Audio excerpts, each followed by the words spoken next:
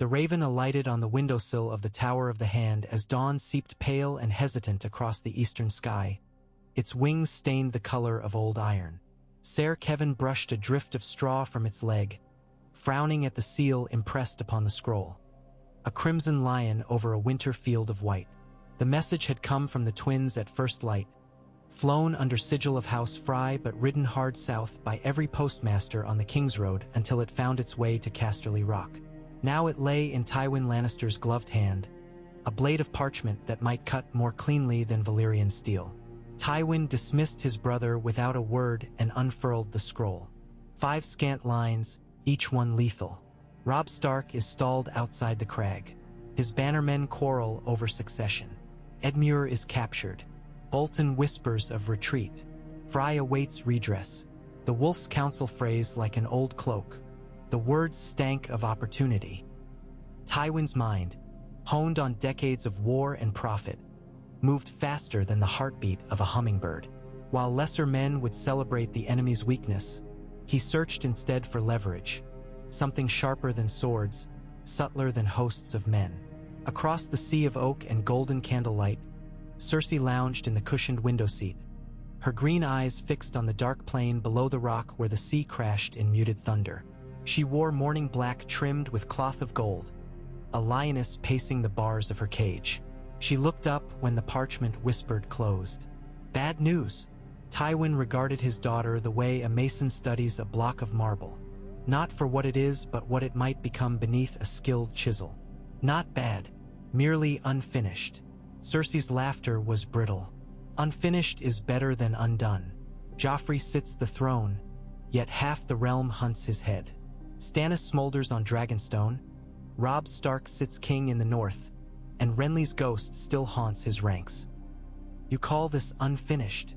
Ido, Tywin replied, unmoved. Because endings can be written anew. He paced toward the crackling hearth.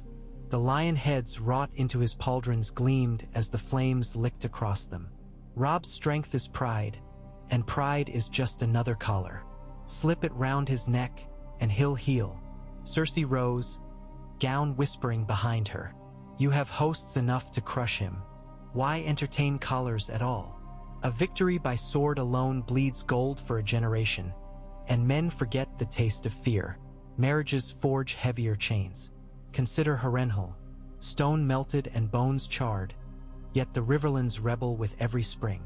But the Reach has not challenged Highgarden's roses since Aegon wed his sister to a Tyrell. Cersei's brows lifted in feline query. And whose hand would bear that chain? Joffrey is betrothed to the Tyrell chit. Tywin's silence said what he would not. Joffrey, volatile, vindictive, could never be risked to foster peace with the North. Then the realization dawned in Cersei's eyes like stormfire on the far horizon. You would marry me, she hissed, to that wolf pup from Winterfell? Robb Stark is no pup, Tywin countered, voice iron smooth. He is a king whose sword songs stir every northern heart south of the Wall. He commands legions loyal unto death. Place a Lannister queen at his side and those swords turn shield. One son from such a union binds winter to gold forever. Cersei's shoulders stiffened.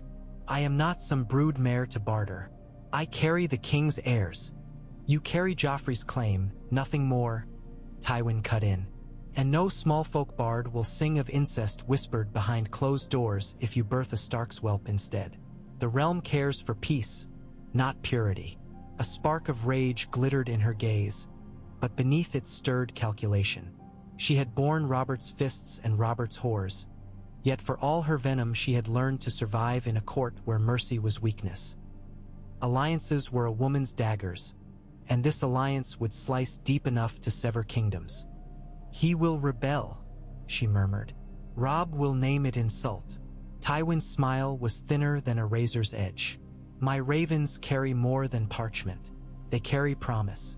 We offer the North self-rule beneath the Iron Throne. The bones of Ned Stark returned, and the heads of every Fry who dared mock their honor at the twins. He need only sheathe his sword, and sheath himself within you. Disgust rippled across her face, yet beneath it flickered another light, ambition's hungry flame. Queen of the North, The title rang like distant bells over a frozen river, beautiful and terrible. She turned to the window where dawn now painted the waves in blood and gold bands. "And if I refuse, then you may watch from this tower as the realm burns," Tywin answered, stern and final. "Stannis gathers fleets. The Tyrells fatten on our coffers. Riverrun bleeds the riverlands dry. Peace is profit, and profit ensures survival." He stepped closer, resting a gauntlet hand upon her sleeve. It felt like the yoke settling on an ox. "Cersei, you have ever been my fiercest cub. Show your cubs how peace is won." In the hush that followed, the waves hammered stone as if a smith forged the future below. Cersei closed her eyes, tasting salt and ash on her tongue. She thought of Joffrey's cruel laughter, of Myrcella's ship to Dorne, of Tommen's timid smile that trembled whenever doors slammed too loudly. Then she thought of Robb Stark, honor-bound, stern, righteous. A boy, yes, but no drunken brute. In another world, perhaps a worthy match. "I will do it," she said at last. The words dragged sharp from her throat. "For our house, for my children," and perhaps she wondered for herself. Robb Stark stood beneath the dripping boughs of the gods' wood at Riverrun, gray cloak soaked dark with mist. The red leaves whispered like dying embers overhead. He had come seeking solitude, yet 6 steps behind him padded gray wind, silent except for the rustle of paw through wet moss. The direwolf's yellow eyes reflected torch flame from the castle windows, wary and restless. As Robb knelt before the heart tree, the wolf circled once, then settled beside him, muzzle resting on one massive paw. "Your Grace." Robb did not turn at the voice. He knew Lord Bolton's measured cadence, soft as leather gloved in silk. "Speak, my lord." "Ravens from the south." Roose Bolton ghosted forward, parchment clasped in pale fingers. "From Casterly Rock, and from King's Landing alike." Robb rose, rain streaming down his mail. He took the scroll bearing a crimson lion, eyebrow arching at the broken wax. "You read my mail now?" Bolton's lips barely curved. "A letter unvetted may carry daggers sharper than Valyrian steel." Robb broke the seal again, symbolic, futile, and scanned the lines. His pulse slowed, each word a stone dropped into deep water. An end to hostilities, reparations for the slain, lands south of Moat Cailin ceded in perpetuity, and at the bottom, in Tywin's stark, slanted hand, one bride golden as autumn wheat, to stand by the king in the north until the snows melt and melt again. Cersei Lannister, widow of Robert Baratheon, mother of Joffrey the Boy King, sister to the Kingslayer. She had been carved in the songs as proud and poisonous, but also clever, quick as wildfire, and as dangerous. Robb's breath showed in white puffs. Beside him gray wind growled low, sensing his disquiet. Bolton watched him with calm, colorless eyes. "A bold stroke, your grace. With one blade Tywin would cut the war's throat." Robb folded the letter. "Would you have me take her to wife?" "I would have you weigh the dead yet to come against the dead already lost," Bolton replied. "Your bannermen clamor for victory, but they bicker over whose daughter will wear your crown. The Freys demand recompense for your broken troth. The Karstarks nurse vengeance for their fallen. A royal lioness may quell such discord." Robb's jaw tightened. "Or ignite it. At times," Bolton said softly, "one must choose which fire will spread slowest." Robb dismissed him with a curt nod. Alone once more, he stared up through the red canopy. Summer waned, autumn's chill gnawed. His mother's voice echoed. A marriage may make peace where swords could not. And yet Catelyn had been taken, traded like spoils, to King's Landing and back again. Now she lay captive in the Twins, her fate a coin in Lord Bolton's pocket. If this union freed her, spared his men, spared Winter's children from endless fields of butchered youth, could he refuse? The direwolf's muzzle nudged his hand. Robb ruffled the wet fur between Grey Wind's ears, whispering, "Would you trust a southern lion?" Grey Wind's only answer was a low whine. Ser Jaime Lannister grinned beneath the yellow lanterns of the Rosewater Hall. where tents of green and gold flapped in the warm evening wind. The Tyrell feast sprawled across trestle tables, perfumed with cinnamon and roast swan. For a man who had spent moons caged in iron and filth, the taste of freedom and honeyed wine was sharper than any blade. He drained his flagon, wiped foam with the back of his hand, and eyed the girl seated beside his Uncle Kevin. A slip of a thing with red gold curls and hazel eyes too old for 15. "My niece," Kevin murmured, following Jaime's gaze. "Falai's younger daughter, Mirielle, quiet as a dormouse." Jaime smirked. "Then she will find the court a wolf pit. Dormice seldom fare well." He leaned back, surveying the Tyrell knights gambling over lemon cakes and the girls dancing with garlands in their hair. Highgarden brimmed with life, yet his sister was not here. Cersei remained at Casterly Rock, or so word held, awaiting some matter of court diplomacy. A flicker of unease stirred his mind, swiftly drowned in wine. Across the pavilion, Lord Tyrell bent low over a map, conferring with Mace, Olenna, and the Florence. War, even at fate, still whispered like a blade beneath silk. Jaime's fingers twitched for his sword, but his stump ached where hand once was. Pain reminded him of the debt he owed. Robb Stark had carved glory from Lannister hides. Death had answered death. Yet rumors rode faster than ravens. The young wolf had halted his march, ensconced at Riverrun. Why? Jaime's brow furrowed. Then the trumpets of Highgarden blared thrice, and silence rippled across the feast. Lord Tyrell straightened. "My lords and ladies, tidings from King's Landing." A herald in the king's colors stepped forward, scroll in trembling hand. "By decree of His Grace Joffrey of Houses Baratheon and Lannister, first of his name, protector of the realm. Let it be known that to ensure the lasting peace of Westeros, Her Grace Queen Dowager Cersei of House Lannister shall take to husband Robb Stark, King in the North, Lord of Winterfell, upon the morrow of the first frost following the harvest moon. All blood debts between houses Lannister and Stark shall thereby be forgiven under the light of the Seven. May the Mother bless their union." The words crashed over the pavilion like storm waves. Gasps, shouts, curses rose in chorus. Jaime's blood ran colder than any winter wind. Cersei, wed to a Stark? Rage surged, hot enough to sear away the wine's haze. He shoved from the table, half staggering through baffled courtiers, and seized the herald by his collar before knights could intervene. "What farce is this?" he snarled. "Where are these tidings written?" The herald paled. "Sire, the Lord Tywin's personal seal." Jaime's mind reeled. His father, the rock upon whom Lion's Gate stood, had sold Cersei like any chattel? No. Never like any chattel. Tywin never bartered without profit. And if Cersei agreed, it meant she saw profit too. Olenna Tyrell's voice cut across the tension, crisp as sunset air. "Well, that is a marriage few will see coming, but many will see ending in daggers. Best set aside funds for the funeral feast." Laughter rippled at her wit, but Jaime heard the steel in it. The realm would not stand easy beneath such a union. He released the herald, backing away.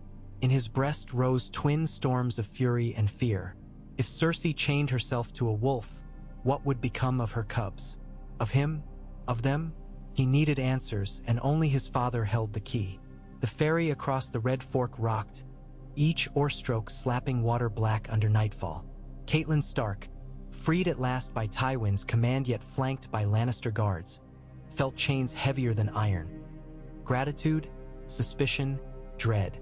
Word of the proposed match had reached her ears within hours.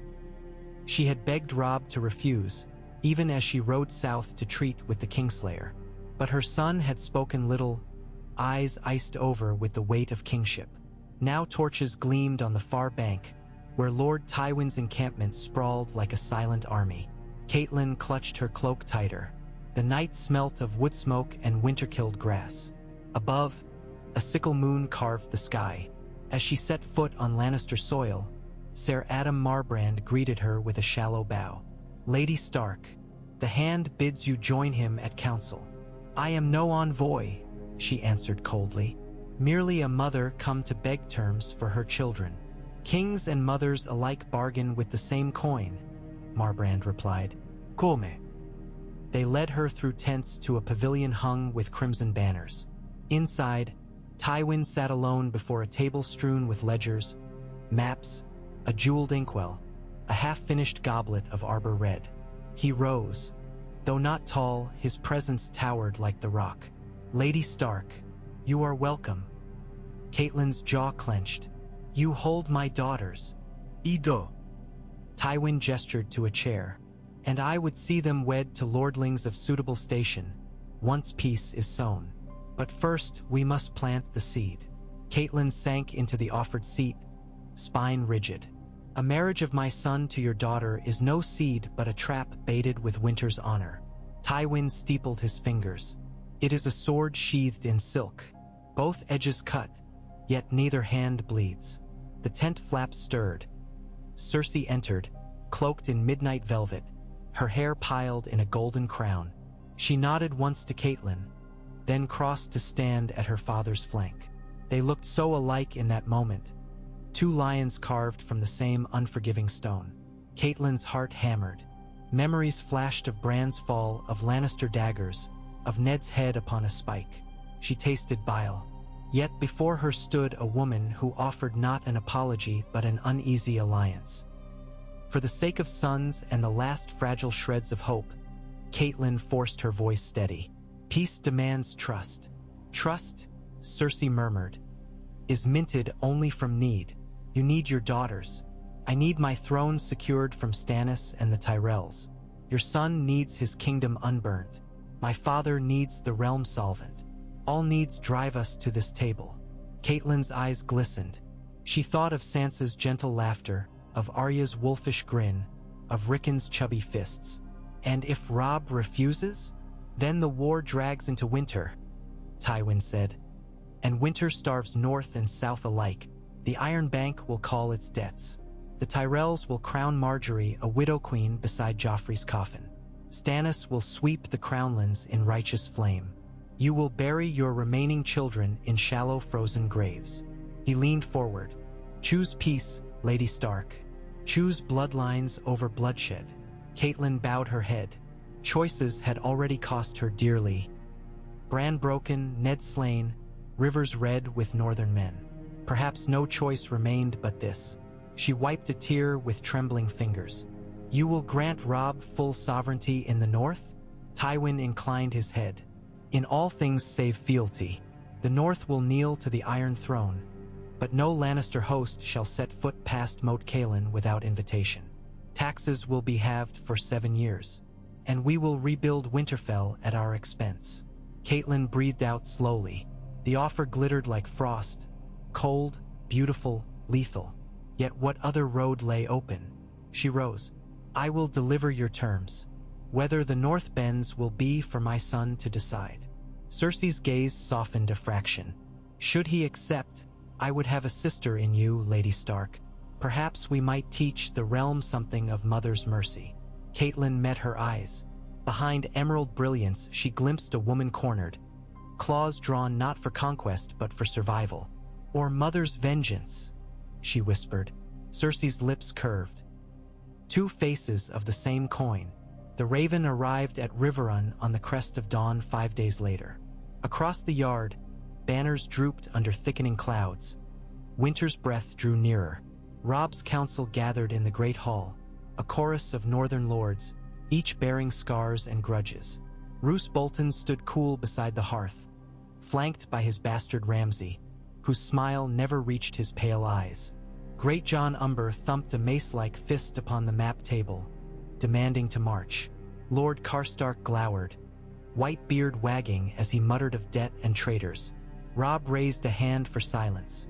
My lords, Lord Tywin offers peace bound by marriage. I would have your counsel. Great John roared. The wolf does not bed the lion. Lannister treachery wears gowns of silk. Aye, but it stinks of blood all the same. Murmurs of agreement rose. Bolton's voice slid in like an oiled dagger. Was it treachery when we bent the knee to Aegon, or pragmatism? Fire melted northern steel, yet Luna knew for centuries of quiet. He inclined his head. Your grace alone must weigh the worth of pride. Karstark spat. Worth less than vengeance? For every Karstark son dead upon these Southron fields, I would see golden cubs dashed upon stone. Robb's jaw tightened. And what of the living? Shall they be dashed as well? The hall quieted. Finally Edmure Tully limped forward, freshly freed and gaunt. I have known Cersei from Robert's court. She is cunning, yes, but fiercely protective of her own.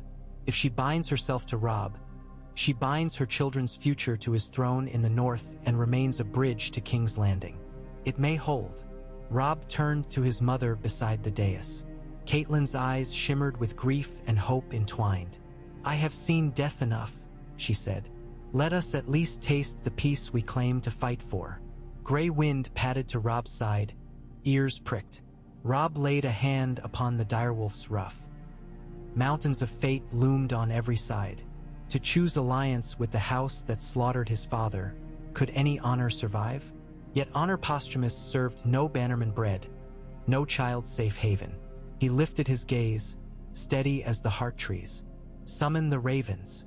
Tell Lord Tywin Lannister that the king in the north will take the Queen Dowager to wife at the first full moon of autumn, beneath the boughs of Riverrun's godswood. And let every man who calls me Oathbreaker remember, I break no oaths to peace. Autumn's first full moon rose fat and amber above the tumbling river. Lanterns lined the castle walls like 1,000 captive stars. Lords and ladies flocked from every corner of the realm. Reluctant Freys, sullen Karstarks, perfumed Tyrell envoys, even dour sisters men of White Harbor, each eager to witness history or calamity. In the Godswood, beneath the heart tree's crimson canopy, barrels of summer wine glimmered and benches of white oak formed an aisle strewn with pine needles. Septons murmured prayers while silent sisters wound garlands of twilight roses about the weirwood's bone-white limbs. Cersei approached in a gown the hue of evening embers, lionwork filigree curving across her bodice. Her hair, loose for the first time since Robert's funeral, fell like hammered gold about her shoulders. She walked unflinching between rows of northerners who glared as though she carried wildfire at her breast. Tywin paced beside, face unreadable, cloak dragging like a tidal surge of crimson. Robb awaited in wolf-gray doublet, sword P. Seakeeper belted at his hip in place of battle steel. Gray wind prowled at the edge of the clearing, hackles raised yet leashed by the king's will. The direwolf's eyes glowed in lantern light, mirroring the ember flare in Cersei's own when their gazes met for the first time. A hush fell as the Septon lifted his voice beneath the moon. He spoke of seven and old gods both, binding south and north in words older than kingdom or crown. He wound silk of white and crimson round their joined hands, ice and fire entwined. Cersei's fingers were cool. Robb's palm trembled once, then steadied. The vows spilled like new-birthed rivers over barren earth, carving channels where grudges might one day bloom into green. When the Septon bade them seal their union, Cersei tipped her face up, lips parting. Robb bent, tasting Dornish arbor on her breath and something sharper. Resolve. Applause erupted. Mace hafts on shields, palms on benches. Yet beneath the thunder lurked murmurs of doubt as cold as the river's depths. Tywin watched his plan's first bud unfurl. His eyes, hard as garnet, flicked from queen to king to wolf. He beheld not a marriage but a fortress of living flesh and shared heirs, an edifice to outlast swords. Whether the stones would hold or crack, only time's relentless tide would tell. Days later, ravens bearing the news startled coops from Sunspear to White Harbor. Some wings carried dread. Stannis cursed the capitulation, vowing flame-washed justice. The Tyrells seethed, seeing their queenly ambitions burned to ash. In Dorne, Prince Doran read the missive thrice, measuring consequences like a maester weighing poisons.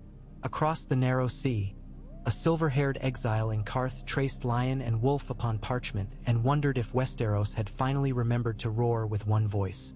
In Riverrun's high northern chambers, Cersei and Robb dined on trout and berry wine, a table long enough for starfaring.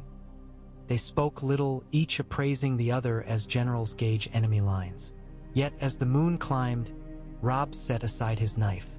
"When honor is gone," he said softly, "only trust may fill its place. I would have us begin there." Cersei sipped, eyes gleaming over the rim of her cup. "Trust is earned, Your Grace. Then let us earn it." He leaned forward, shoulders broad beneath his wolfskin mantle. "The battles yet to come will test this alliance. Stannis, the Greyjoys, perhaps the Tyrells. If we stand divided, we fall." Cersei's laugh was low. "You sound like my father." Robb's lips quirked. "When the cub mimics the lion's roar, the forest listens." A flicker of surprise touched her gaze. Then, slowly, she smiled. It was not the smile of a queen triumphant, but of a woman seeing, perhaps for the first time, the shape of a different future. Outside, gray wind howled up at the harvest moon. The cry echoed through the still night like a vow sworn by blood and bone.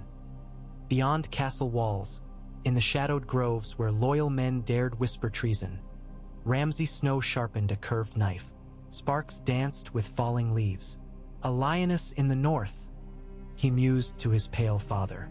"Shall we send her a winter's welcome?" Roose Bolton's eyes were two chips of dirty ice. "Patience. Knives unsheathed too soon find only flesh unready. We will watch, wait, and when peace lulls them to sleep, then we shall see how quiet a lion can be when its throat is cut." Rain began to fall, soft as ash, carrying on its tongue the promise of snow. The war had ended, the lords would claim, yet in every dark corner of Westeros, men sharpened steel and counted grudges like coins. Life for life, blood for blood. And in the halls of Riverrun, a wolf and a lion learned the first uncertain steps of a dance written in prophecy and fear. Far to the east, as wheat bent beneath the breath of autumn, a dragon awoke from slumber, sensing tremors across the sea. The shifting of powers long settled. The scream split the sky, and the world shivered. Alliances were but threads, fragile and flammable, and winter would come to test each knot. So began the marriage that would shape an age, born of desperation, sealed in frost, tempered in blood. Whether the forge of war would weld wolf and lion into steel unbreakable, or crack them to ruin, no Maester's chronicle could yet foretell. But in the quiet hours before dawn, when the first flakes of snow kissed Riverrun's ramparts, Cersei Lannister lay awake beside the king in the north, and for the first time in many seasons she did not dream of ashes, but of pawprints and golden cubs racing across fields of silent white. Robb Stark rose before the sun. Long before dawn silvered the pools beneath Riverrun's curtain walls. Frost filmed every stone, glinting cold diamonds in the torchlight as he strode the battlements with gray wind pacing noiselessly at his heel. He had not slept. Sleep could not be coaxed from a mind knotted by council quarrels, by his mother's anxious smile, by the strange new weight of a lioness's breath against his shoulder in the dark. Cersei slept lightly but deeply, a cat that dozed with ears forever pricked. Each time Robb turned, she seemed to sense him stir, though she never spoke. A breeze smelling of river muck and distant pine plucked at the wolfskin draped about his shoulders. Somewhere beyond the ink-black horizon Stannis' galleys rode the narrow sea, and the Tyrell banners stirred with unease in Highgarden-scented bowers, and north of Moat Cailin ironmen tested every inlet for weakness. Peace, the Septon had called it, yet peace felt like standing on a frozen lake, listening for the first spiderweb cracks beneath one's boots. Boots crunched behind him. He did not turn. He knew the cadence. "Uncle!" Lord Edmure drew abreast, rubbing mittened palms for warmth. The Tully trout on his cloak shimmered like a pale ghost in the torch glow. "Gray morning for a night of vows. Could you not find your bed?" Robb's mouth twitched. "My bed is full of southern politics." Edmure chuckled, then grew sober. "Is she kind?" Robb thought of green eyes studying him across wine, of measured courtesy, of the careful way she set a goblet exactly at the plate's edge, as though every motion must balance two kingdoms atop that rim. "She is wary, wary enough to survive. Wary is wise in lions." Edmure leaned on the crenel. "I was wary of my Roslyn once. Now I thank the Seven every night for her soft snore. Give it time. Time." Robb wondered how much remained. He glanced up as ravens rode the paling sky, scouts of dawn. "Has word come from White Harbor?" "Aye." Edmure handed him a damp-sealed note. Robb broke it. Maester Theomore's crabbed hand unfolded with the crackle of cold parchment. Wyman Manderly pledged ships and silver for any venture that spared his harbor Stannis' ire. He would toast the queen but knelt only to the north, and the Iron Throne last and least. Robb smiled thinly. Politics, indeed. Behind them the keep's windows gilded as torches inside sprang to life. Cersei would rise soon. With her rose an entire day of council sessions Tywin had decreed. "I must dress." Edmure clapped his nephew's shoulder. "Come fishing with me at dusk. Trout bite sweetest under sunset." "I'll try." Robb whistled Grey Wind to heel and descended the winding stair. Cersei Lannister let her women fuss with her hair in silence, watching through the frosted casement as snowflakes drifted lazy spirals into the courtyard. A southern girl might have found them charming. Cersei felt only foreboding. Snow so soon, for the Reach it would be wonder.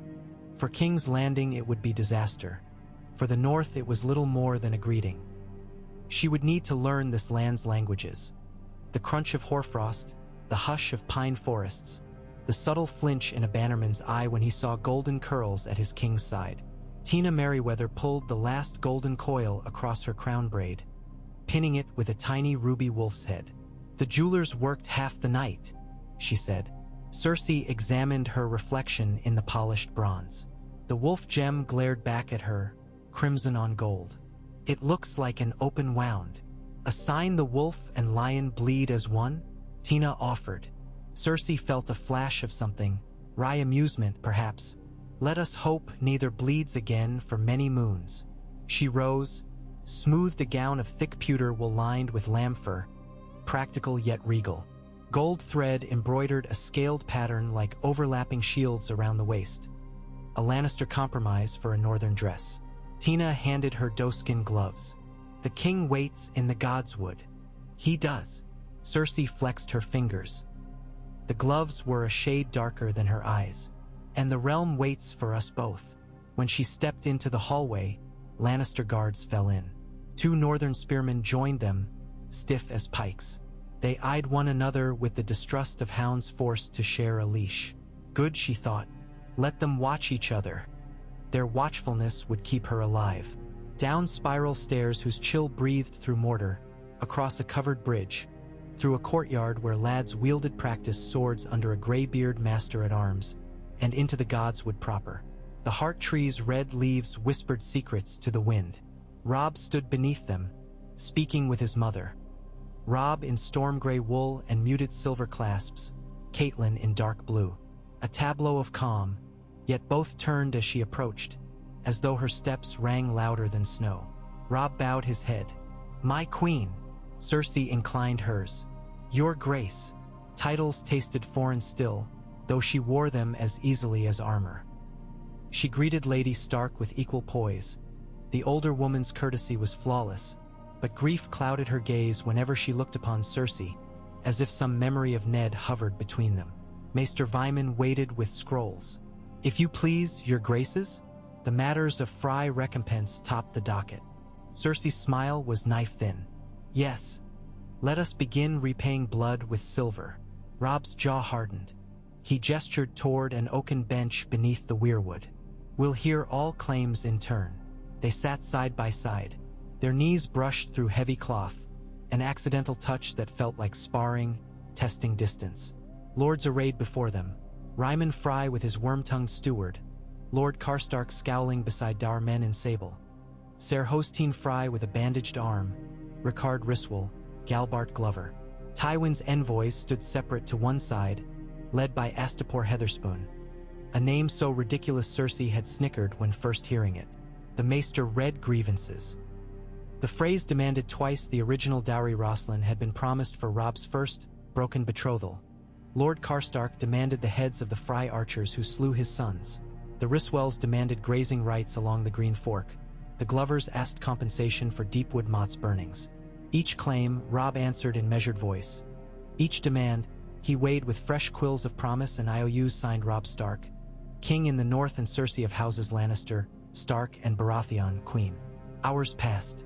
Snow accumulated on shoulders, melted, dampened cloaks. Cersei's fingers numbed even through her gloves, yet she refused a brazier. Let them see a lioness could withstand their winter. Robb's breath steamed, beard catching crystals of frost. Whenever a lord grew heated, Karstark, most often, Robb quelled him with a glance of gray eyes that seemed carved of ice. He is colder than Jaime once jested, Cersei mused, and for the first time wondered if her brother's japes had hidden grudging respect. By midday the council adjourned. As lords filed away, Cersei drew Robb aside. You do not grant Karstark his justice. He will never forgive lion blood for wolf blood. I know. Robb brushed snow off his sleeve. But I cannot hand him Frey prisoners before the marriage gift is delivered. We need both houses held in check. Cersei considered him. Your lords love vengeance more than peace. Can you hold them? A ghost of a smile. Can you hold yours? The city whisperers, the gold cloaks, the Tyrell spies. Her answering smile was no less wry. Can we hold each other, you mean? The realm rests on it. Robb glanced across the yard to where gray wind circled wagons stacked with barrels. There will be a feast tonight. I'd have you sit the dais beside me, not as guest, as queen of the north. My bannermen must see. I will wear wolf fur, Cersei promised. With a lion's heart beating beneath, that afternoon Jaime Lannister rode through Riverrun's west gate in a flurry of blown snow and flapping crimson cloaks. His party numbered 50. Picked guards, 2 maesters, and Pycelle's wretch of an apprentice bearing a chest of medicines for winter flux. Trumpets rang. Common folk gawked. Jaime swung from the saddle and strode across the bailey, gold hand gleaming in gray daylight. Robb met him at the steps of the great keep. They stopped a sword's length apart, study to study. At last Jaime inclined his head. Your Grace. Robb dipped fractionally. Ser Jaime. Welcome to Riverrun. A generous greeting, considering. Jaime's grin was lopsided. Last time we crossed blades, I was trying to kill your uncle. And I was 16. Robb's eyes flickered to the gilded stump. War has changed us both. Jaime chuckled softly. A fair exchange. You lost a father. I lost a hand. Shall we call it even?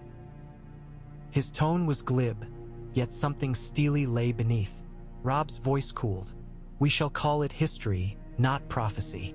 Behave as guest, and you will be welcome at my board. Your board.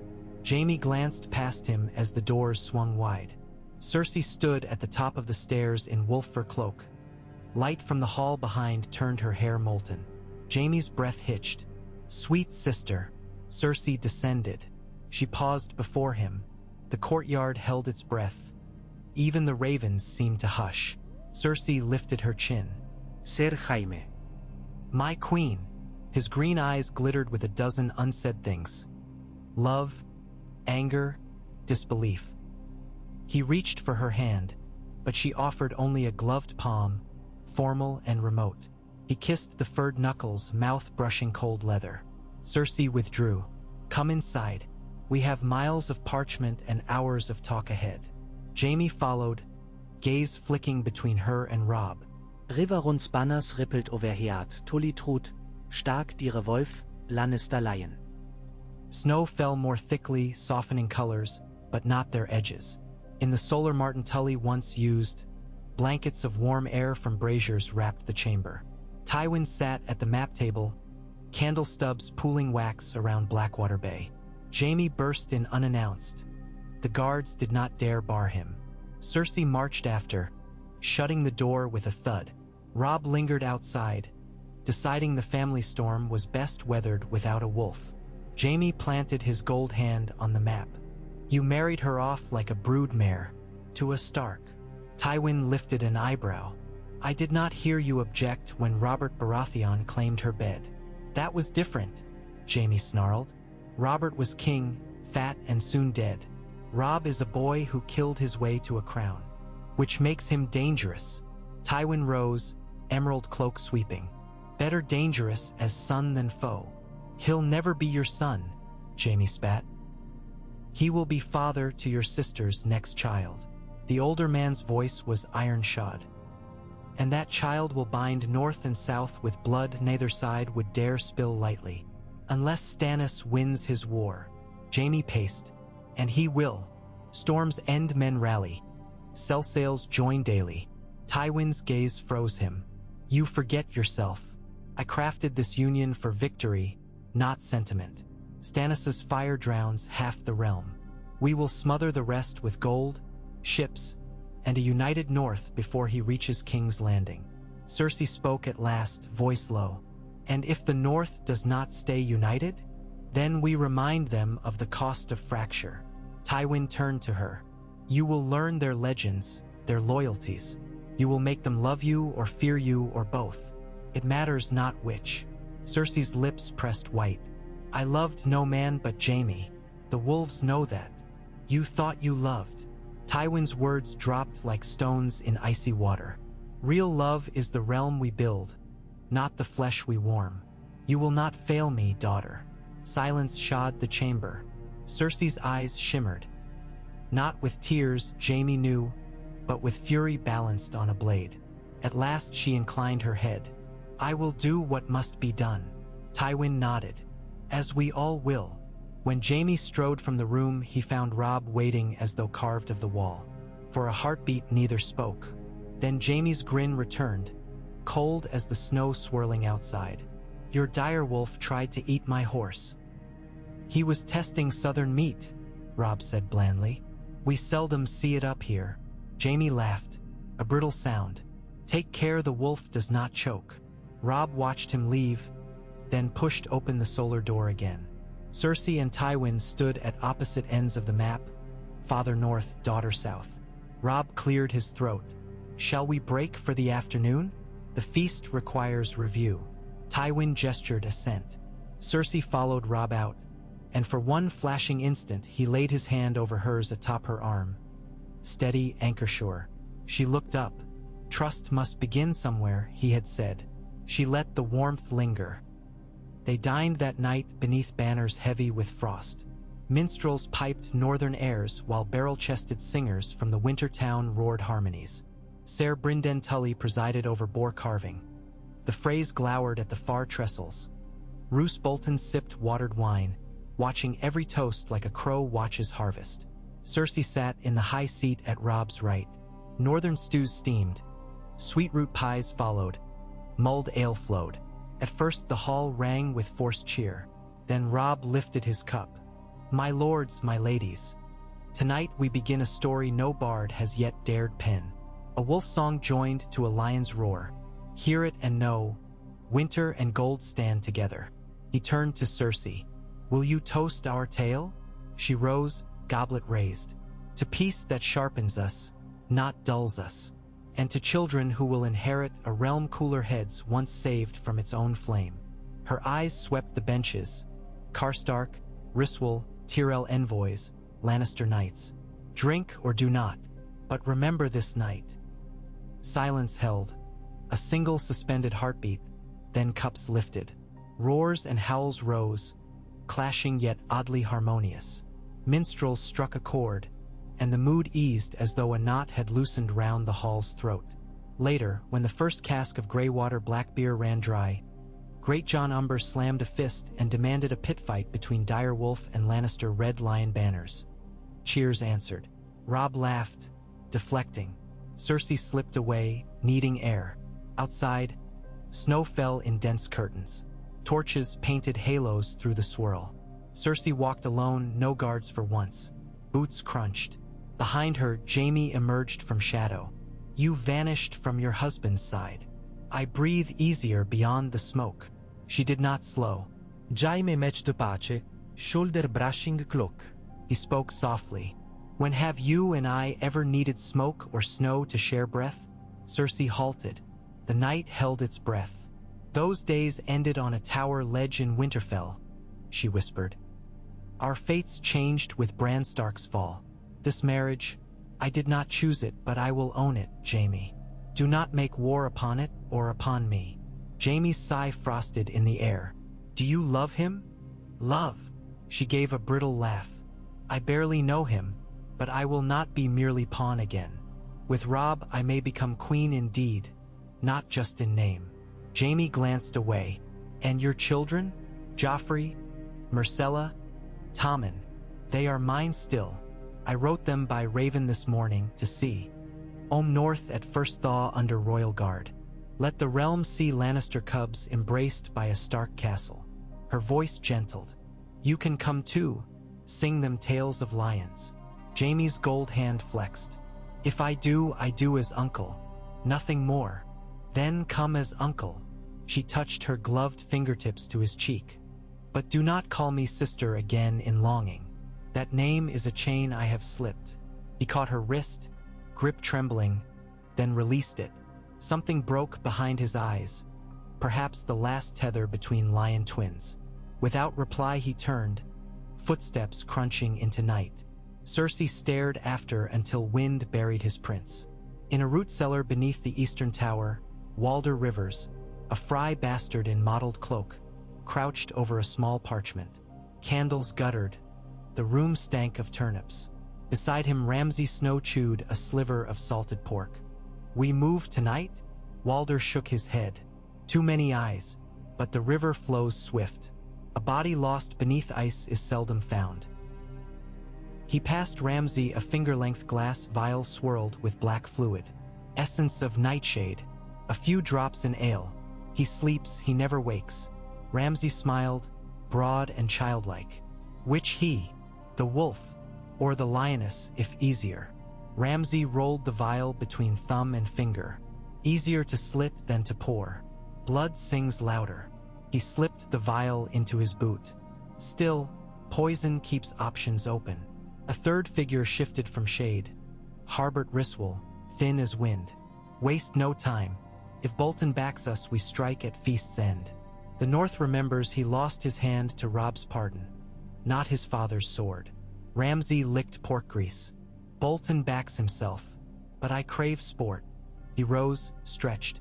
"Tonight's too sweet. Snow veils tracks. Guards drink deep." He flashed teeth. "The lioness bleeds the same color as anyone." They slunk away, silent as wolves who had learned how to wear men's skins. Cersei returned to the feast as tumblers tumbled and harpers strummed a bawdy tune.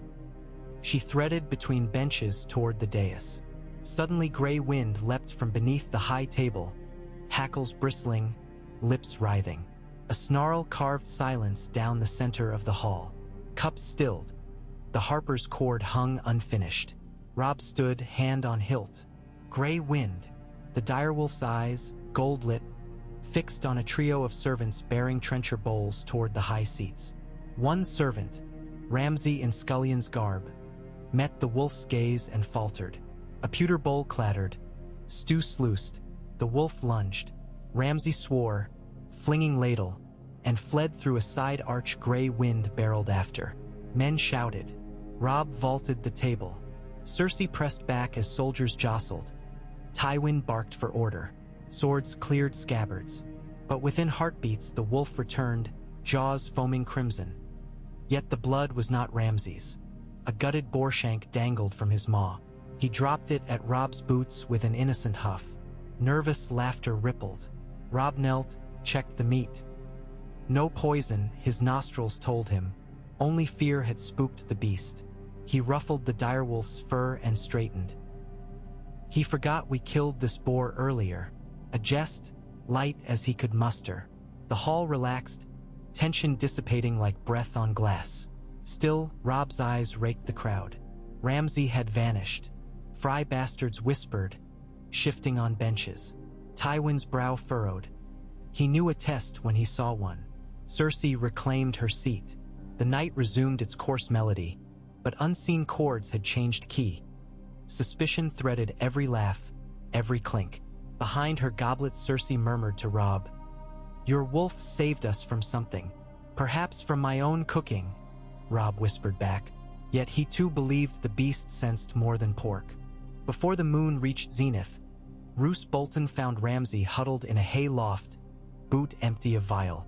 He cuffed him hard. "Fool, dire wolves knows a lie by scent." Ramsay wiped blood from lip, giggling. Games are more fun when the pieces fight back. Roos's eyes gleamed dull. The next move is my own. Go south. Lay quiet in Harrenhal until I send word. Harrenhal sings with ghosts. Then sing louder. Roos pressed a coin purse into his bastard's palm. And listen, we will cut deeper than poison. The longer the wolf sleeps beside the lioness, the sweeter their death will taste. Ramsay's grin lit the dark. Wolves bleed forever. He slipped away into falling snow. Roos watched until white swallowed him, then turned toward the great keep's torch glow. Patience was a flaying knife. The slower the pull, the louder the scream. After the feast, Robb escorted Cersei to the solar granted them. A chamber of oak beams and wolf pelts, large hearth casting gold. Servants stoked flame, then bowed out. Alone, they stood before flickering fire. Cersei unhooked her cloak, laid it over a stool. She began unlacing her gloves. Robb said, I have doubled your guard. I noticed. 2 Frey men. 1 Frey, 1 Ryswell. Both sworn by oaths and gold. Oaths I mistrust. Gold I know. She eased the wolf gem from her hair. I will keep my own dagger beneath the pillow. As will I. He tugged off his wolfskin mantle, laid it on a bench. It seems we begin marriage as duelists rather than dancers. Better steel honest than honey false. Cersei faced him in fire glow. Your wolf saved us tonight. You think me target? Someone meant ill. Robb stepped closer. A Stark king once said, the man who passes the sentence should swing the sword. If someone strikes at my queen, I will swing. I can swing too. Her fingers brushed the dagger at her hip. Robb's lips tugged upward. Let us both swing, but not at each other. He lifted a hand, hesitated, then brushed a lock of her hair behind her ear. Gold threads slipped through calloused fingers. I would learn your stories, Cersei, not the ones whispered in courts. Your truths. She met his gaze steadily. And I yours, but answers take time. Trust takes longer. Then we have time. He gestured to the hearthside couch. Sit. Tell me of Jaime as children. Surprise flickered across her features. No one asked her that anymore. Slowly she sat. Robb poured mulled wine. Snow hissed against windows, and the night unfolded in stories of 2 bright-haired twins racing through Casterly Rock's labyrinthine mines, of Tyrion the half-man teaching her Syvass, of Tywin's silent wrath after Joanna's death. Robb listened, drinking each fragment like scouts' intel on unknown terrain. When she tired, Cersei leaned back, eyes half-lidded. Your turn. He spoke of climbing Winterfell's towers with Jon, of Bran's first arrow, of Arya chasing cats, of the fear beneath Ned's execution that froze him so hard he thought he would break. His voice cracked at his father's name. Cersei reached, touched his wrist. They stayed so, hands lightly joined, the only heat between them. At length Robb stirred. The hour is late. He rose, offered her his hand. She accepted. They crossed to the bed. Candles guttered low. He removed sword belt and boots. She slipped gown overhead, wearing a linen shift. They slid beneath furs, a careful gulf of cool linens between. Yet when wind howled through shutters, she shifted closer. Seeking warmth, she told herself. He wrapped an arm, slow, as if expecting her to pull away. She did not. In the hush before sleep, she whispered, If this peace fails, know I did try. And if it holds, he murmured against her hair. No, we forged it together. Outside, snow deepened, blanketing ramparts, horse pens, tents, tracks, layering all the realm's grudges under white silence. Somewhere in that silence, gray wind prowled, scenting unseen dangers. Somewhere farther, Ramsay rode for Harrenhal, nightshade sloshing in his boot once more. Eastward, Stannis' fleet unfurled black sails beneath a bleeding moon. And on Dragonstone, a red woman scribed shadows on stone walls, whispering of lions, wolves, and the song of ice and fire now knotted tighter than ever. But for this one night the hearth in Riverrun's royal chambers crackled warm, and two wary souls drifted into uneasy dreams, sharing, if not love, at least the first fragile sprout of something like hope. Morning brought tidings as bitter as the wind. A raven from the wall. Maester Aemon's trembling script reported wildlings massing under a new banner. Dusky black stitched with a sigil no one in Castle Black could name. A lion devouring a direwolf. Robb's council gathered in urgent hush. Even Tywin's face twitched at the affront. Forged to mock us, Roose Bolton observed, or to declare a hunt. Cersei scanned the message. Wildlings do not sow such heraldry. Someone teaches them. Who? Edmure asked. Who profits from breaking our union? Robb replied. Stannis, the Greyjoys, the Tyrells, any. Or Ramsay Snow, whispered Maester Vyman, who loves sport more than crowns. Robb rolled the map. Send riders to White Harbor. Summon Manderly ships to bear grain to the wall. We will remind our brothers in black that the North stands. Tywin's cool voice cut in. And we send ravens south. King's Landing will lend crossbows. If the crown defends the wall, the watch must remember whose gold buys arrows. Cersei met his gaze. And whose bride guards the north? Tywin's nod conceded point. Together Lion and Wolf turned to Winter's challenge once more. 500 leagues away, Davos Seaworth stood on Storm's End's ramparts beside King Stannis, waves smashing the cliff in white fury. A raven perched on the windgate. The parchment it bore crimson-sealed with lion sigil. Stannis slid it open, eyes flicking side to side. His mouth became a rigid line. So, the Whore Queen has taken the wolf to husband. Ice weds fire, Davos. Or so they think. What will we do, your grace? We burn the bridegroom's house down. Stannis crumpled the scroll. And we salt the ashes with justice. Above them the Red Woman appeared, cloak billowing like a falling star. The fires show a different path, your grace. One where lions kneel and wolves bow, but a stag of blackened crown stands tallest. Stannis snorted. The fires change with each log. Not the true flames, she murmured. They show me a lioness with wolf cubs suckling her breasts. One cub is white, one gold. They bite each other even as they feed. Davos suppressed a shiver. Stannis turned away. Enough riddles. Ready the fleet. In Highgarden, Marjorie Tyrell crushed a rose between slender fingers until red petals stained her skin. Her grandmother paced. Well, my sweet, we are spared Joffrey's temper at table. But a lioness in the north starves roses of sun. We trellis elsewhere, grandmother, Marjorie said softly. Let Stannis and the Greyjoys tear lion and wolf apart. Then we bloom. Lady Olenna's sharp eyes twinkled. We shall see if winter kills flowers, or preserves them in ice. Thus the kingdoms shifted. Banners sewn in secret lofts, ravens blackening skies, blades honed on whetstones in every keep. Yet in Riverrun a queen and a king walked ramparts together that twilight, breath mingling white in the air.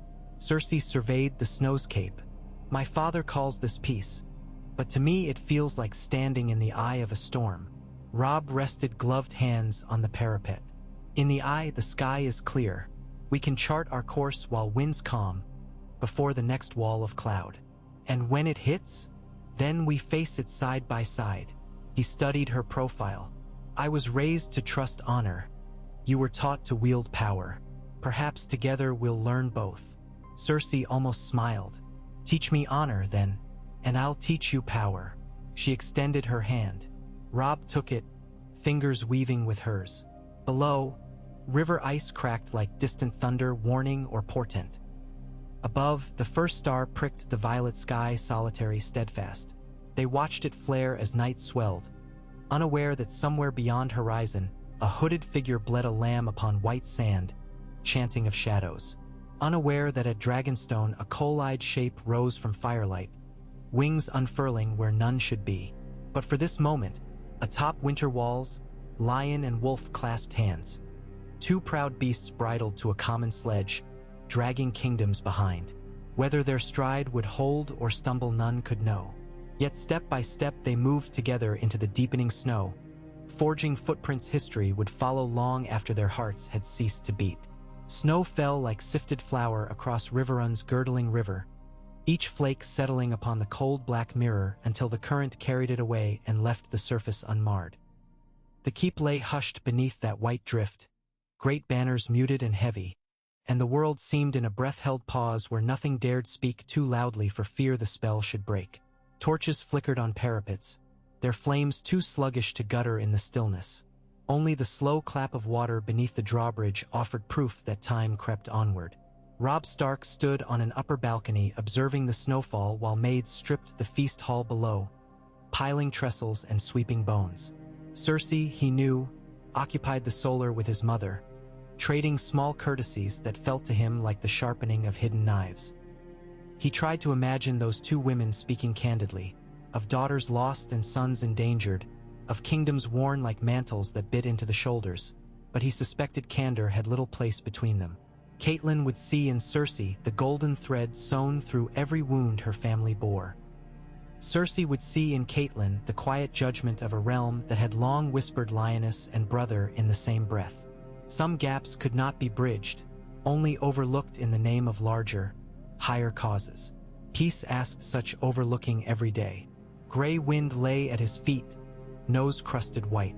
The direwolf's ears twitched, catching faint noises Robb could never hear. The creak of old ropes in the stables, a sentry's cough, the nocturnal scrape of a mouse foraging below the eaves. The beast lifted his muzzle, scented the air, and whined. Robb knelt, scratching the rough. "Do you sense him again?" he murmured, meaning Ramsay Snow, gone but not forgotten. Gray wind's tail beat once against stone, then stilled. Robb drew no comfort.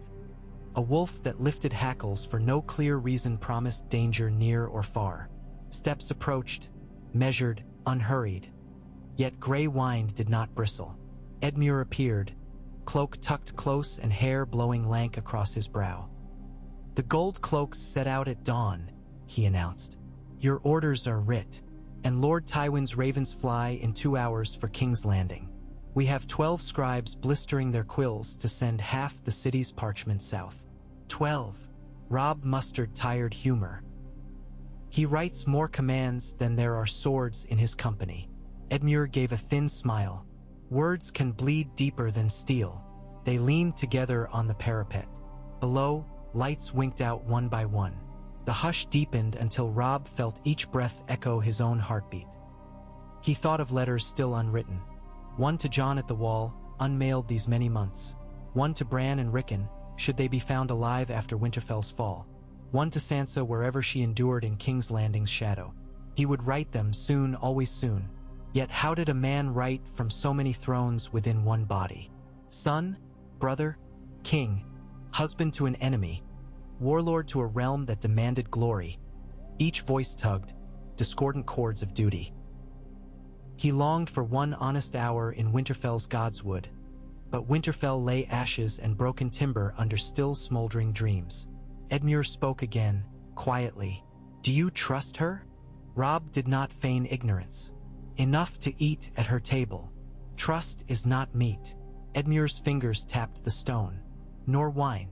It is what remains when meat is scarce and wine is sour. Time shall prove her." Time seems suddenly dear. Robb pushed away from the ledge. "Come, uncle. We ride in 2 days.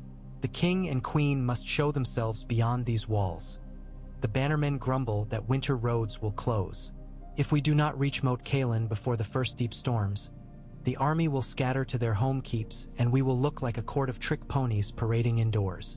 Edmure grimaced. "Best depart quickly, then. Supply wagons labor in snow and Ironborn raid the western coast. Some lords already whisper they ride to defend castles, not deliver crowds to your queen's coronation." Robb nodded. "I'll meet them on those castle walls if need be, but first I must show them lion claws dulled by winter, not sharpened." He squeezed Edmure's arm, turned down the stairs, gray wind ghosting behind. In the solar, Catelyn poured tea for Cersei from a slender silver pot Robb remembered from childhood. The two women glanced up as he entered. The room was warm with firelight, Steam curled and the smell of pine resin layered over the spiced drink. Cersei sat as gracefully as any court hawk on a silk perch, gauging Robb with an unreadable half-smile. His mother's smile was easier to interpret, wearied relief that her son still breathed. He bowed to them both and took the third chair. "We leave for the Neck at dawn 2 days hence. I will ride at the van with Grey Wind and 1,000 spears. Lord Tywin returns to the capital with his host, leaving a token guard here. Mother, you will accompany the captives south. Ser Jaime, Lord Edwin Frey, and any Tyrell envoys my Lady Queen deems wise. Their presence will quiet a few halls." Cersei stirred her cup. "Quiet or enrage? The Reach may not relish seeing me ride north with the North's king. They relish even less that you ride anywhere with Stannis at large," Robb answered. "If Tyrells resent, they may comfort themselves in Highgarden's harvest. Winter will pass them by." Cersei touched the side of her teacup. "And if winter passes no one by?" Robb looked into her green gaze and wondered again how this alliance would weather truly savage cold that stripped armies of courage and kings of crowns. "Then we meet winter where we must. Together." He stood, bowed, and withdrew before more words crowded the brief accord. When the door had shut, Catelyn set down her drink. "He looks older every dawn." Cersei said nothing, fingertips tracing condensation on porcelain. At last she rose. "Our sons grow older with each of his gray hairs. Perhaps that will weigh on him." Catelyn breathed in through her nose. "Do not use children as anvils, your grace. I use what I have." Cersei turned to the fire. "Tywin used me. Robert used me. Jaime used me in his own way. Why should I not take from the realm what debts it owes?" Catelyn's eyes flared, but her voice remained even. "It owes you the lives you spare. I do not promise mercy." Cersei glanced back. "Only results." Catelyn held her gaze, steady as northern stone. "Make those results the kind that keep men alive, and you may yet redeem those debts." Cersei nodded once. "We shall see whose coins are accepted." 2 dawns later the procession wound out from Riverrun under a sky blanched bone white. Snow still sifted, but a colder wind blew beneath, scouring the roads clear in swirling ribbons. Trumpets called a soft farewell, no thunderous fanfare that might provoke Omen Minders. Robb rode at the fore upon a tall gray courser, Grey Wind looping ahead, vanishing into stands of Winterbarren alder and reappearing like an Omen himself. Cersei rode to his right on a dappled mare gifted by Lord Ryswell, a northern breed thick-necked and sure-footed. She wore a fur-lined half-helm whose cheek plates bore twin sigils, lion and direwolf entwined. Some lords saw false heraldry in the melding, but Robb had insisted. Best the realm see them welded. Behind came ranks of stark spearmen, mail-ringed. In frost, household knights on stocky garrons, crossbowmen from the twins muttering into their scarves. Further back wagons rattled, supplies, wedding gifts, Tywin's coffers. Then trailing outriders and sellswords in half-Lannister colors, sworn for coin, not love. They followed the Red Fork to the Green Fork, then northward along the King's Road where tracks were already churned by merchant caravans fleeing cold. The first night they camped among leafless willows beside a shallow ford. Fires dotted the banks. Grey Wind ran the perimeter while Robb moved among tents listening to low voices. Some men still balked at a Lannister queen. Others, mostly younger, found novelty in gold hair amid so much brown. Robb marked which voices sowed dissent. He spoke soft words where he could, but he could not quell every rumor. In the Queen's pavilion Cersei sat armored only in a wool gown, studying a huge sheaf of parchment penned in Tywin's hand. Ledgers and projected winter costs. Robb ducked inside, helm under arm. She looked up, and for a moment relief lighted her face. Subtle, quickly buried. He set a wineskin on the table. "Mulled with juniper. Thought you might welcome warmth." She accepted, sipped. "Your men shadow my tents. One followed me even to the stream. I trust most banners," he said. "But not all." A fry sharpened the boar. "Do you believe it was poison?" She cocked a brow. "Enough to watch you close." She nodded, swirling wine. Bolton's watch too. Aye. He drew a stool, unrolled a map. We march to Moat Cailin, then Winterfell's ruins if weather holds. The walls still stand. We can shelter there until spring. I'll rebuild in stages, first courtyards, then keep. Winterfell, she murmured, surveying black ink towers. A castle older than Lannister's. Old as the first men. His finger traced the defensive ring. Hot springs run beneath. Stone stays warm even in blizzard. Cersei studied the map, lips pursed. A hot castle for a cold queen. A home, he corrected, for both crowns. She met his gaze. Perhaps. Silence stretched, filled only by canvas whisper. Tell me of the crypts. I hear they run deeper than memory. Skulls of Starks line their vaults, he answered. Stone kings on stone thrones. My father sits there now, sword across his lap. Cersei's eyes flickered. Pity or calculation, he could not tell. Would you take me below? To meet your dead. When Winterfell is ours again. Robb's voice thickened. And when you swear no harm shall come to their rest. Cersei's chin lifted. I swear harm to no stone. Living flesh offends me more. Robb almost laughed at that and wondered when last she had startled a smile from him. He leaned back. Then you will descend with me. Later, when he left, he paused outside to watch snowy sparks swirl off her brazier against night. She sat again over ledgers, quill moving. The sigil on her helm flickered. Lion jaws clamped about a wolf's throat, but both creatures turned outward, guarding an unseen foe. Across the narrow sea a tempest battered the harbor of Pentos, and black waves hammered stone piers until moored cog and carrack alike groaned on their anchor chains. Within the airy manse of Magister Illyrio, candles guttered and tapestries flapped. Before a blaze taller than most men stood Daenerys Targaryen, arms folded tight, eyes like polished topaz fixed on a parchment. Her khalasar slept scattered across the manse's halls. Jiki curled against a wall, eerie humming low to calm the dragons sulking in their cage. The parchment carried two seals, a lion and a wolf. She read again words Illyrio had translated, news of a marriage between the Queen Dowager of Westeros and the king in the north. Wolves wedded to lions, kingdoms kneeling to new heirs. Daenerys felt the fragile promise of that realm shiver across the bitter sea like a spider's thread.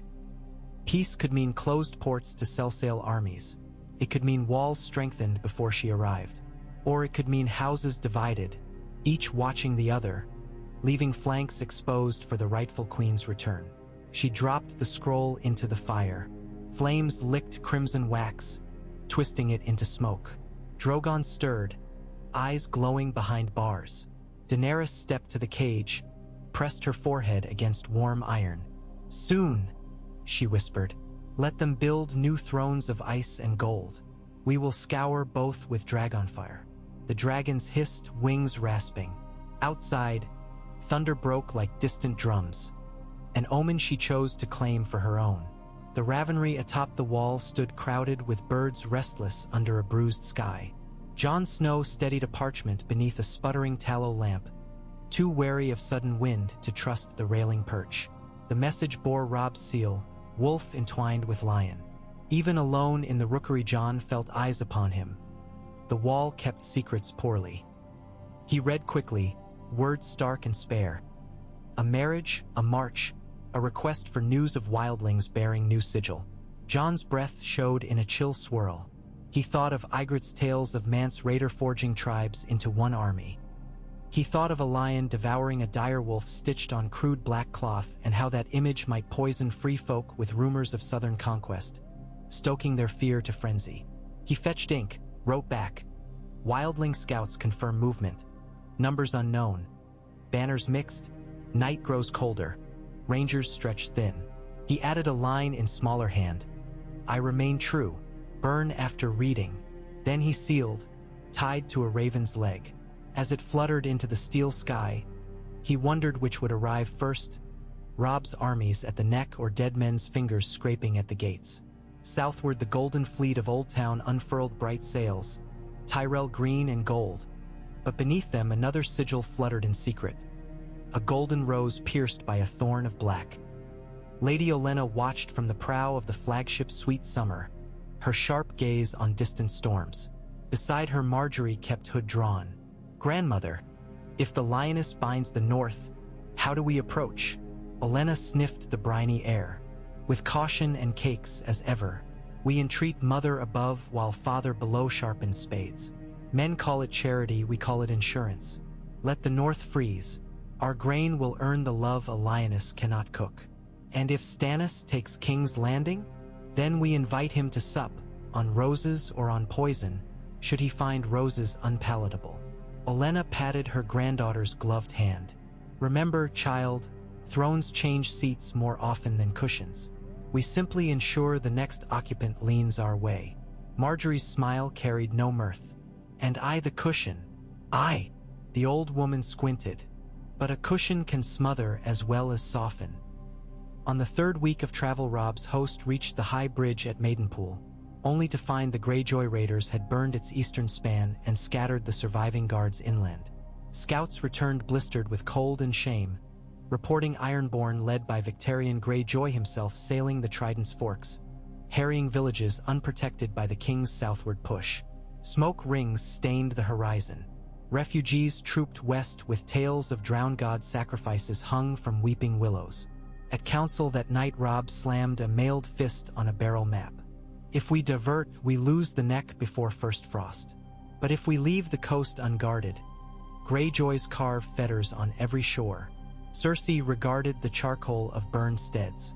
"My brother Tyrion once told Victarion he was a blunt axe. Blunt axes split wood, though slowly." Tywin's envoy Heatherspoon scowled. "Greyjoys may ally with Stannis, combine their fleets, cut the narrow sea, starve King's Landing. Victarion will not kneel to any king but his drowned god." Cersei's fingers drummed the table. "Yet axes may sell their swings. Offer him gold." Robb shook his head. "He wants salt wives and fear. Only fire quenches Greyjoy thirst." Roose Bolton spoke then, calm as ever. "Send a swift detachment of hillsmen to harry the raiders' camps while our main force presses north. Hillsmen fight like wraiths, strike at night, slip away by dawn. Fewer than 500 could bleed the Ironborn until storms drive them off." "And those hillsmen yours?" Robb asked sharply. "Some," Bolton acknowledged. "Others from clans Harklay and Little, eager for plunder. Promised them spoils of the Greyjoy ships." Cersei watched the exchange. "Spoils now, buy loyalty later." Robb considered. Maps rustled. At last he nodded. "Do it. But if your hillsmen loot innocent steadings, I strip their hides for banners." Bolton bowed, expression unreadable. "As you decree, your grace." After council, Cersei cornered Robb beside a lantern tree. "Bolton plays a long game. Beware each piece he moves." Robb gave a rueful smile. "Your first lesson in northern politics. Trust is measured in knives pointed outward, not inward." She touched his arm. "And your first lesson in southern politics. Every knife points inward eventually." Night deepened cold. Wind cut sharper. Tents thrummed like ship sails in a gale. In his pavilion, Robb removed cloak, teeth chattering, when Cersei stepped in without guard. She unfastened her own cloak, cheeks pinked by frigid air. "Your steward said you skipped supper. War kibble tastes of sawdust." He poured 2 cups of hot mead. She accepted, warming fingers on the clay. They sat on a rug near a brazier.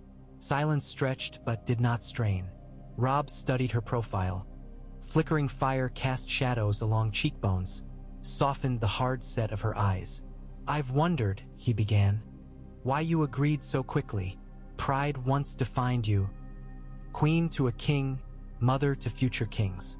Why yield that for winter?" Her gaze slid to the flame. "Because pride without power is air. Robert's drunken slumbers taught me that. Joffrey's tantrums taught me more. A queen who cannot protect her children wears a crown of mud. I traded gilded mud for iron." "And me?" he asked softly. "Iron or mud?" The corner of her mouth curled. "An alloy. We will see whether it bends." He chuckled, surprised.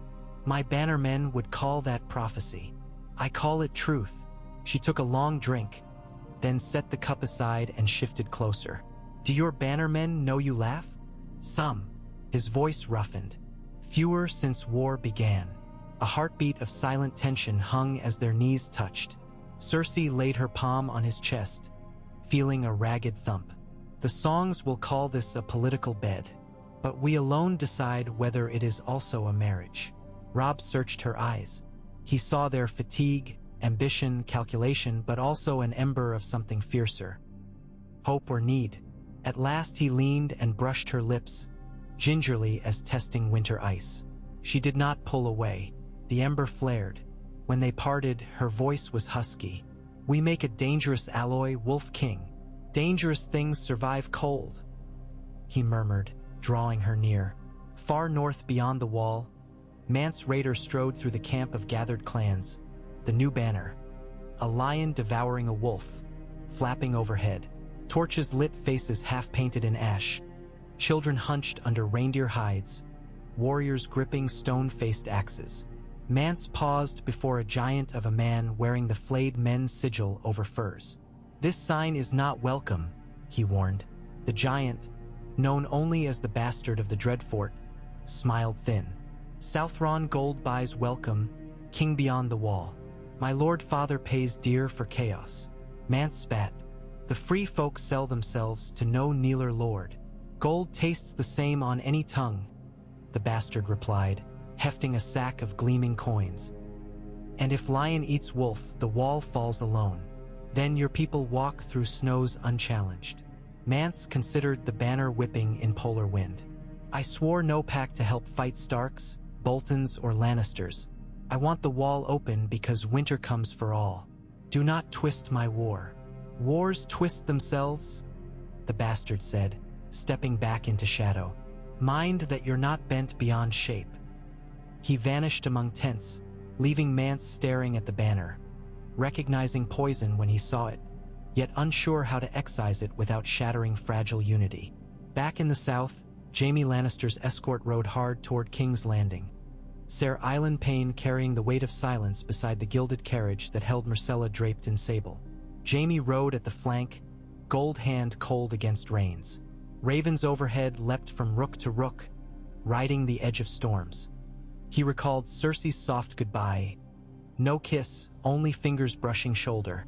Protect our daughter. He would. Yet each hoofbeat drummed the truth that their paths diverged like shards of a broken sword. Somewhere to the north she lay in wolf pelts beside a king whose laughter Jaime had heard once around a map table, deep and honest. The wound bled, but not as he expected. It bled relief twisted with ache. Cersei had chosen, for better or worse. Jaime had a war of his own. A realm suspicious, a small council fracturing, and a boy king near impossible to guide without his mother's iron whisper. He urged his horse faster. The sooner they reached the gate, the sooner he could shield Myrcella from court vipers. And perhaps, though he dared not admit it, the sooner he could choose a road of his own, one not defined by twins entwined. At Dreadfort, Roose Bolton knelt upon a stone dais where skins of strangers hung curing. Ramsay's letter lay open, a page spattered with wine and perhaps blood. It spoke of raids gone awry, of gray winds sent, of a queen guarded too closely. Roose folded it carefully. He called to Maester Walton. Send word to our man in King's Landing. The time approaches. Stalk not the queen yet. Sever her escort first. A cub lost stirs a lioness to wrath, and wrath clouds judgment. Walton bowed and withdrew. Roose placed the letter on a brazier. Flames curled, a thin hiss rising like flayed flesh. All men bite, he whispered. But only those who taste blood learn to hunt. Snow hammered barracks outside, but within the Dreadfort's heart a darker chill nested. Weeks later Robb's host sighted Moat Cailin. Massive stone towers half-sunken in bog, walls crumbling yet still formidable. Fog swaddled the causeway, torches gleamed like drowned stars. The iron-born banner, black kraken on gold, hung from the outer tower. Trumpets blared, arrow flights answered. Battle howled where earth squelched beneath feet. Robb led the charge personally, Gray wind weaving through Pike's crossbow bolts clattered from his shield as he gained the ramp. Cersei watched from a hillock under heavy guard, jaw clenched, heart hammering with each scream. She had thought herself inured to battle, but this war unfolded within and around her like living fire. A Frey standard-bearer fell to a thrown axe. Robb vaulted the fallen, shouting commands. Within 3 hours, the Kraken banner was hacked down. Bodies littered swamp and parapet, but the causeway opened. Robb emerged from the gate spattered in muck, sword dripping. Cersei met him at the palisade, armor gleaming where blood had been wiped. Victorious, she breathed, relief cracking like ice. He simply nodded, too tired for words. Yet when she reached to steady him, he leaned momentarily into her support. Inside the captured tower, they held swift tribunal. The Ironborn captain raged until Robb's axe silenced him. Others bent knee, offered oaths, spattered tears on rusting mail. Cersei judged them with the cold precision Tywin once lauded. Those who burned towns saw the rope. Those who merely stood watch were branded and sent to row grain ships north as forced labor. Some Stark lords murmured disapproval, branding an enemy with southern cruelty. But Robb backed her. Cool down might teach more than cold steel, he said. And so a line of sullen reavers marched shackled toward the sea, their palms blistered by new irons pressed against skin. That night they bivouacked within the fallen fortress. Fires struggled against bog damp. Wolves howled distant. Ravens clustered thick upon ruins pecking at carrion, while sentries cursed them away. In his tent, Robb slumped on a stool, armor half removed. Cersei knelt, prying buckles. She found a crossbow graze across his ribs, tended it with wine and linen. When done, she sat back on her heels, studying the curve of his shoulder under lamplight. His eyes fluttered, lips parted in exhausted thanks. She stood, let her cloak fall. They drew together not with ceremony but with the urgency of lives measured against arrow flights. Later, tangled in damp furs, Robb traced a scar along her thigh. When? He asked. Robert's stag hunt. She sighed. Boar slipped past him. I rode after. Fell in brambles cut deep. The Maester said I'd limp, but I kept walking. She shifted, brushed his cheek. We all keep walking. He kissed the scar, then the hollow of her knee. Outside, the wind pushed through the towers, groaning like old timbers. Yet within the tent, the groan found answer in softer accords. For that brief compass of hours, winter's war receded, replaced by breath and blood and heat. Morning birthed gray drizzle. Scouts galloped in from northwest. A Bolton raiding party gone missing near Stony Shore. Ironborn bodies found flayed. Robb summoned Roose, voice clipped. Bolton claimed ignorance, promised to send his bastard to investigate. Cersei watched suspicion coil around the war table like a serpent seeking warmth. After counsel, she pulled Robb aside. Your lord of flayed men walks 2 roads at once. If you do not shackle him now, he will choose the path that leads to your grave. Robb rubbed tired eyes. I cannot behead every man I mistrust. No, she said. Only the ones sharpening blades behind your back. He held her gaze. When the time comes, help me see which blades to fear. A slow nod. I will. She left him then, her cloak swirling in damp breeze, and he watched until she vanished among tents. In that moment, he realized how deeply the lines between them had blurred. Enemy and ally, stranger and wife. He felt both fortified and vulnerable in equal measure, as though wearing armor made of mirrors. Sister to the Kingslayer, some still muttered. Mother of the boy king who ordered shadows. Bedmate of the wolf who breaks vows. Robb squared shoulders. Let them speak. Speak enough and words would grow dull, while deeds gleamed sharp. In a rookery of King's Landing, Grand Maester Pycelle's new apprentice broke seal after seal, stacking messages like firewood. Each carried tidings of the North Stride, of Stannis' fleet, of Tyrell grain shipments crossing the Mander, of wildfire stores checked twice weekly by order of Ser Orain Waters. Pycelle's beard trembled as he pondered which reports to bring before Joffrey. King yet boy, unpredictable, now bereft of his mother's daily counsel. Varys slid through the door wearing concern like a second robe. Such bustle, Grand Maester. Ravens hardly keep their feathers these days. Pycelle harumphed. War breeds letters like rats breed fleas. Information, though, feeds cats. Varys smiled. And the realm starves for calm. Tell me, does the young king sleep well? Not since news of his mother's northern entanglement. Pycelle wrung his hands. He shouts for her return, yet cannot be seen to defy grandfather. Varys cooed. A lion cub trapped between two larger lions. Dangerous. Best guide him gently. Pycelle's eyes narrowed. Guide him? You. Humble whispers only. Varys inclined his head. Speaking of whispers, rumor says Lady Sansa Stark may soon be wed to Ser Lyn Corbray to ensure Vale allegiance. Pycelle stroked beard. Marriage to a Vale sword? A sop at best. We must hold the north through Chew. Een Cersei's-womb. Ah, but whose claim will that babe uphold? Baratheon, Lannister, or Stark? Varys's smile was thin. Lines blur. Old friend. Even on royal parchments. He drifted out, leaving Pycelle clutching his scrolls. Lines indeed blurred, even on Permareth vellum under imported inks. And in blurred lines, destinies reshaped. As Robb's host pushed past Moat Cailin toward Winterfell's broken walls, a final raven from the wall arrived. Jon's terse update spoke of red priests sighted among wildling camps, of dead things in the woods that did not stay dead, of a cold so deep torches sputtered blue. There was a plea not couched but stark. Send men. Any men. Soon. Robb called a halt beside the ruins of Little Queen's Crown.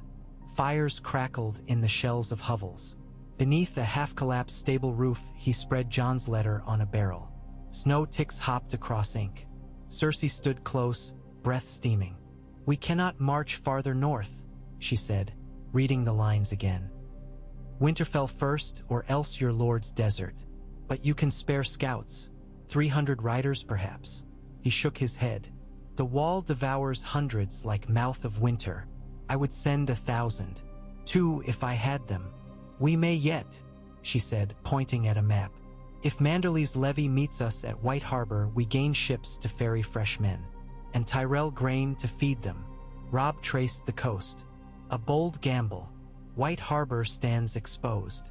Gamble now, she replied, or pay later in bodies. He met her eyes, saw the calculation there, but also conviction. Very well. I send ravens tonight. Gray wind pawed the snow, whined toward the dark north. Robb placed a hand on warm fur. We go home first, old friend. Then we guard the wall. The wolf quieted. Somewhere beyond the treeline a horn blew, 3 short blasts. Scouts returning. Silhouettes emerged, leading a bedraggled prisoner bound and frozen near death. Robb strode to meet them. Cersei followed. The prisoner's beard iced his chest, but his eyes burned fever-bright. He spat blood, croaked, King beyond the wall marches. 10,000, maybe more. We outran shadows with eyes like blue stars. They follow the lion banner. Robb's blood chilled. The banner? Describe. A lion devouring wolf, black on black. The man sagged, led by pale man with flayed man cloak. Said Bolton name. Cersei sucked breath. Robb's jaw clenched. He looked to his queen. Your father called this peace. She answered flat. My father underestimates ghosts who wear men's skin. Robb turned to Roose Bolton riding up, cloak pristine scarlet. In the wan light, his pale eyes glittered unblinking. Lord Bolton, Robb called. It seems you're bastard allies with wildlings under false banners. Explain. Bolton inclined his head just so. My bastard allies with himself, your grace. He is an unpredictable youth. Give me leave to ride north, and I shall leash him. Robb's hand dropped to sword hilt. And if the leash breaks again? Bolton's thin smile was knife cool.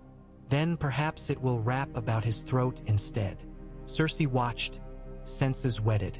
She knew now. The North's greatest threat wore friendly colors and polite words. She moved closer to Robb, shoulder to shoulder, matching Bolton's gaze. Then ride, Robb commanded. Take 200. Bring him back. Or bring his head. Bolton bowed. As you decree. He wheeled his horse, banners snapping. Cersei tracked him until fog swallowed crimson. Only then did she release breath held tight. Robb turned to her. We fight on 2 fronts. Every throne is fought on all fronts, she murmured. But some allies stand closer than foes. He studied her a long moment, then said quietly, Stand close then. She stepped into the circle of his arms, felt the weight of a realm settle across their interlinked armor. Above them snowflakes spiraled in silent orbits, each unique, each doomed to melt. Yet together they fell thick enough to blanket fields, bury bodies, feed rivers. Together they formed winter's cloak that would smother or save the realm depending on how the king and queen beneath it held fast, or shattered apart. And so the march continued, deeper into cold, deeper into the uncertain lattice of alliance and betrayal. Each heartbeat another step along a knife-edge path where wolves and lions dared tread side by side. For now, a faint aurora shimmered over the sky like silk spun from moonstone, glowing green and violet above the snow-hushed columns of pine that ringed the King's Road. No horn sounded, no raven croaked. Yet every man in the stark column felt it, some tightening in the air, a breath drawn and held by the gods themselves. Around spluttering watchfires, spearmen paused mid-chew while the sparks drifted upward in dizzy spirals to meet the wavering lights. Only Robb rode on, torch in hand, gray wind loping in steady silence at his left stirrup. They were 2 days from Winterfell now, and the ruins of Queen's Crown lay behind them like a half-remembered wound. Every night since Moat Cailin, scouts had vanished. Singular men at first, then an entire 6-rider outrider knot, leaving nothing but churned snow and the faint, coppery stink of blood that lingered till dawn. Roose Bolton's sworn hillsmen claimed ice wights pulled them underground. Frey outriders swore to iron-born ghosts. Yet Robb saw the frayed edges of a single tapestry. One thread led every trail east, toward shadowed lakes where knives whispered in the dark. And that thread spelled Ramsay. Cersei felt the tension like a harp string tuned too high. She wore boiled leather riding armor trimmed with frost-stiff wolf fur, her hair hidden beneath a plain gray hood, no lion's mane for arrows to seek in dim light. Maester Aemon had told her tales of the long night, of maidens who walked between weirwoods and never came out again, of children of the forest who wove dreams into men's souls until they woke years later under different names. She half believed such stories now. A lioness was nothing but a single heartbeat of warmth in this frozen immensity. The cold chewed all flesh down to the same bleached bone. She nudged her mare up beside her husband. If we push through the night, we reach the ruins by dawn, she murmured. Better to arrive before full daylight blinds your archers.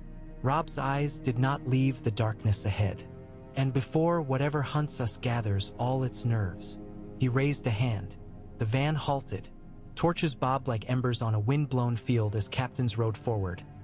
Great John Umber, Wyman Manderly's bastard Ser Wylis, Galbart Glover, and last of all, Roose Bolton in his thick crimson cloak. Circle wagons, Robb ordered. No fires beyond the inner ring. Maester Aemon, heal who you can, but keep the wounded inside the pikes, Lord Bolton. Set your archers along the south slope. We hold until first light. Bolton's face gleamed bloodless in the torch glare. We, your grace, intends to stand afoot. Robb swung down from the courser. A king's place is with his men. Bolton dipped his gray head. As you command. Cersei caught the flicker of something behind those pale eyes. Displeasure? Calculation? But the Lord was already wheeling his gelding away, snow crackling beneath shod hooves. She tugged Robb's sleeve. Sleep 3 hours at least. Wolves run, but kings rule. They must keep wits sharper than steel. He studied her, weary yet warm. Will you sleep if I do? An hour. Enough to keep my blade straight. She managed a thin smile. Then I'll wake you. He wanted to protest. Instead he pressed his forehead to hers, shielded from the torch fire by the raised collars of their cloaks. Watch the shadows, he whispered. They grow teeth in this country. Teeth break, she breathed back. When they bite gold. 3 hours later, teeth indeed found flesh. The attack began as a single whistle, too high for most to notice above the groan of winter pines. Yet Grey Wind's ears pricked. The dire wolf leapt from Robb's slumbering side and bounded into the blackness just as the first shaft hissed into the wagon circle, thunking deep into a cartwheel. Men jerked awake, shields snatched, mauls lifted. Another whistle and the night exploded. From every tree line poured figures. Some armored in mismatched black mail, some bare-chested and painted with gore, some cloaked in flayed man sigils sewn over ragged furs. Torches thrown high arced down in fountains of sparks, sizzling out where they hit thick snow. Yet one landed upon a cart laden with fry barley, and flame flowered. Bolton's hillsmen loosed arrows in disciplined ripples. Umber's great axes thundered out to meet the charge. Robb buckled cuirass while Cersei slashed free of her tent flap, long sword in one fist, dagger in the other. She saw Bolton on the flank, notching arrow after arrow with uncanny calm, and beyond him, a pale rider urging men forward with a flayed man banner strapped to his spear.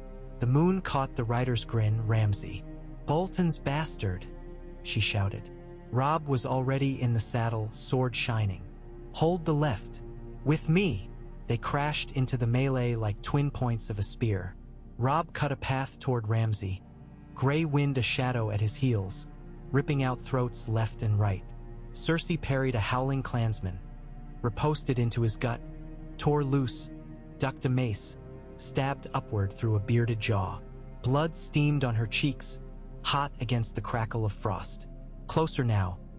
Ramsay turned, eyes wild at the sight of dire wolf and lioness twin charging. He spurred his destrier, wheeled abruptly toward the treeline, but Bolton's men parted, forming a living corridor for their lord's bastard. The double betrayal snapped Robb's final restraint. He roared, urging his courser forward, cleaving an axeman's shoulder to hip. Arrows whined past him. Friendly? Enemy? He no longer cared. Only Ramsay's sneer ahead, bright as a torch. Then Grey Wind leapt, jaws clamping on the destrier's flank. Horse shrieked, toppled. Ramsay tumbled into snow. Robb reined up in a blaze of churned white. The bastard rose, one hand dangling where a wolf bite had crushed bone, the other clutching a long dagger. "Kingslayer's whore," he rasped at Cersei, who stalked behind Robb, blade crimson. "Wolf pup's bitch. Wrong Lannister, wrong wolf," she hissed, and flung her dagger. It buried to the hilt in his thigh. Ramsay screamed, stumbled, and Robb's sword took his hand at the wrist. Snow erupted red. "Yield," Robb said, voice shaking with fury, "and stand trial." Ramsay spat blood, laughing. "Bolton yields only to winter," Arrowfire answered. A shaft punctured his chest. Loosed, Cersei realized, from the southern ridge where Bolton's archers stood. Another arrow, then a third. Ramsay toppled backward, dead before his head hit the snow. Across the slope, Roose Bolton lowered his bow with glacial composure. Their eyes met. Robb's outrage flared, but before he could shout, a horn sounded thrice. Bolton's surviving men fell back, shields raised in perfect withdrawal. They melted into forest, leaving their dead like discarded cloaks. Silence crept in, broken only by groans of the wounded and the crackle of burning grain. Dawn's first pallor grayed the sky. Cersei wiped gore from her cheek. "Your lord just slew his own son." Robb dismounted slowly. "His excuse will be mercy, to spare us further bloodshed. Will you hang him for treason?" Robb stared at the corpse that had been Ramsay. "First I will bury our dead. Then I will weigh justice." Grey Wind sniffed Ramsay's body, growled low, yet when Robb called, the wolf obeyed, lumbering to his side. Camp healers trudged through drifts, dragging stretchers. Fires sputtered out, and the aurora faded, as though ashamed of all it had witnessed. By mid-morning, the battered host limped through the rag-and-bone remains of the Wolfwood. Winterfell's outer sentry towers, broken teeth of dark stone, peaked above the horizon. A shiver ran across the line of march, like a string plucked along every spine. Home, at last, even in ruin. But smoke spiraled there, fresh smoke. Robb ordered a canter. Horses splashed slush. Men tightened straps. Archers knocked. The main gate loomed, one half burned, the other ripped away. Inside the curtain, blackened timbers pierced heaps of half-melted snow. Yet amid ash and toppled towers stood 3 new banners. Lion-wolf entwined, flanked by twin red hearts crowned by 7 pointed stars. Cersei hissed, "The Faith!"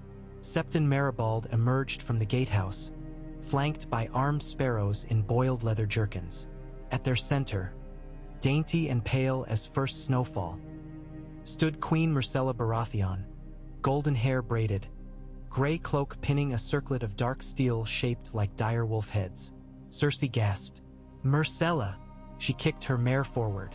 Sparrows leveled spears, but Myrcella waved them down and ran to meet her mother. They embraced, clinging tight. "How?" Cersei whispered against her daughter's hair. "I sent for you in spring, not winter. Grandfather's envoys came," Myrcella said, voice trembling with relief. "Told me you were queen in the north. I could not wait." Nearby, Jaime dismounted, hair damp with frost. He bowed to Robb. "I escorted her. The city is a viper's nest. Safer here, if such a word still lives." Robb managed a thin smile. Welcome, Ser Jaime. "You find us between storms." Jaime's green eyes flicked to Bolton's vacant place in the column. "So I hear." Septon Maribald inclined his bald head. "In Queen Cersei's absence, we tended to the burned. We sealed crypts against looters. She stands queen here by both faith and kingly decree." Robb observed the hastily mended walls, the sparrows patching fissures with sap-mixed mortar. They'd worked hard. For the first time since leaving Riverrun, hope stirred, fragile but stubborn. "Winterfell stands again," he said. "And so do we."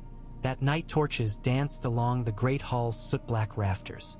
The ceiling gaped in places, showing stars, but tables were set. Fires roared in half-repaired hearths. Bread rose in new ovens. Robb took the high seat once reserved for his father. Cersei sat to his right, Myrcella at her knee, Tommen beside his sister, cheeks flush with cold. Across from them sat Catelyn, Jaime, and a white-bearded Septon who blessed each dish with solemn humility. When the first course cleared, Robb rose, cup raised. Winterfell burned. He began, voice carrying over the hush. Yet men and women of every house gathered to lift its stones again. Sparrows, Lannisters, northern craftsmen, even what wildlings dared cross the river to trade tools for grain. Let the realm hear. This castle is not only Stark, nor Lion, nor Septon. It is a holding of every soul that seeks shelter from the night.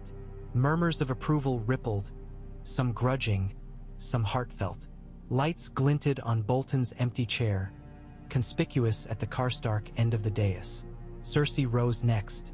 "My children walked through charred archways today, yet found hearths warming anew. We are all children before winter's fury. Let our banners hang together. Dire wolf, lion, crowned stag, even 7-pointed star, for only together do they shiver less." Applause, scattered but swelling. Great John Umber slammed fist to table. Wyman Manderly roared for more ale. Galbart Glover nodded curt respect. Jaime met Robb's gaze, raised his own goblet. Whatever ghosts haunted the twins, tonight they seemed to share single purpose: to guard those golden-haired cubs against endless winter. Above, in the tallest still-standing tower, Bran Stark watched from the shadows of the broken Maester's rookery. Hodder had carried him through secret ways, collapsed stairwells, half-burnt corridors, until they perched by shattered stone, hidden behind a drift of forgotten ravens' nests. Bran's sight, vaster now than mere eyes, followed mother, brother, queen, foes. He felt their steps tremble the old castle's bones. He felt the knot of alliances tug and retie in new shapes. Beside him, the three-eyed crow whispered without moving beak or feather. One path ends. One flame dies. One song begins anew, when ice weds fire beneath the shattered moon. Bran shivered in Hodder's embrace, though the wind could not reach him. Days passed, busy and brittle. Builders clanged from dawn to dusk. Ravens winged out by scores. Messages to White Harbor, to Pike, to the Twins, to the Wall. John's next letter reached them atop fresh blizzard wind. The dead walked in dozens now. One bore the face of a Karstark scout last seen near Queenscrown. Giants' drums echoed from the Frostfangs. The watch would not hold till spring. Robb gathered counsel in what had once been the library, shelves now blackened but upright.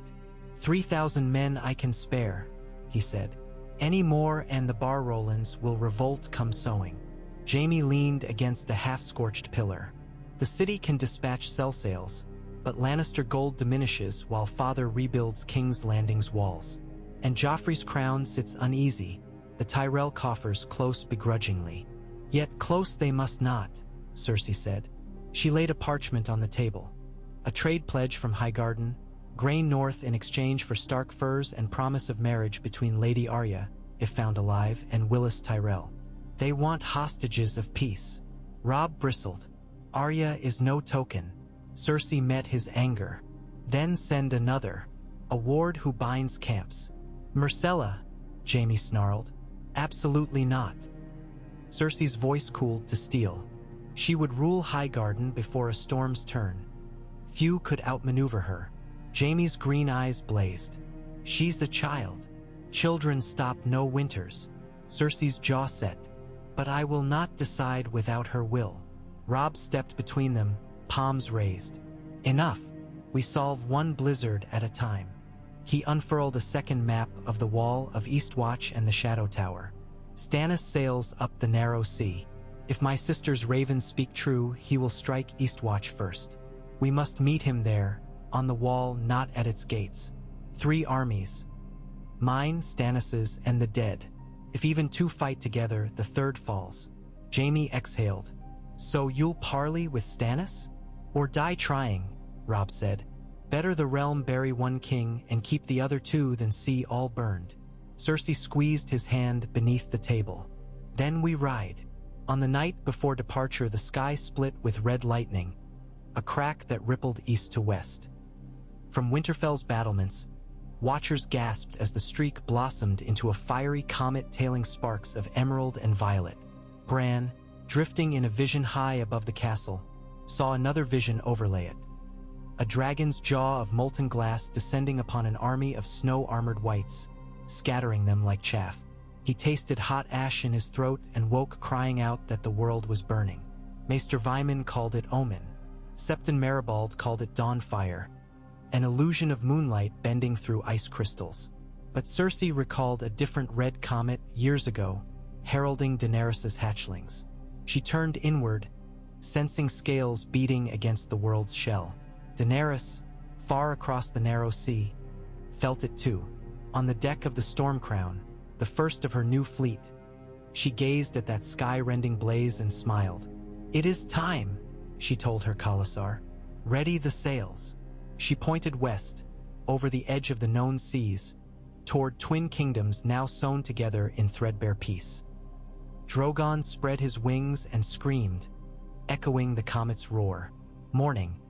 Winterfell's gates yawned open to spit forth riders in dark columns.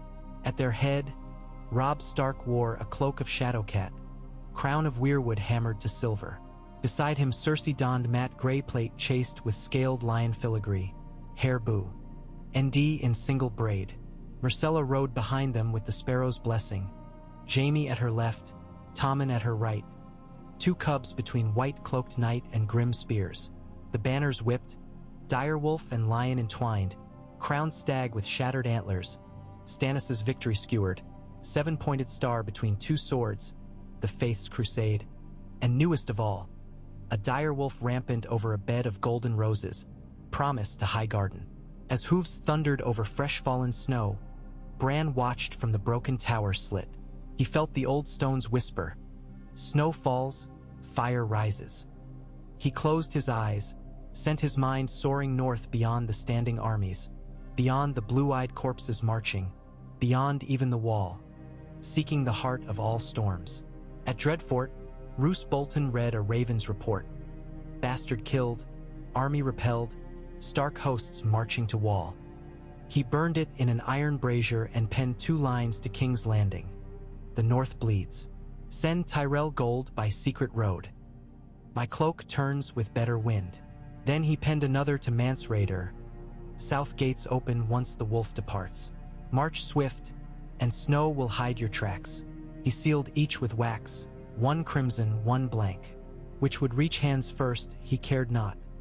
Chaos, after all, served only the patient.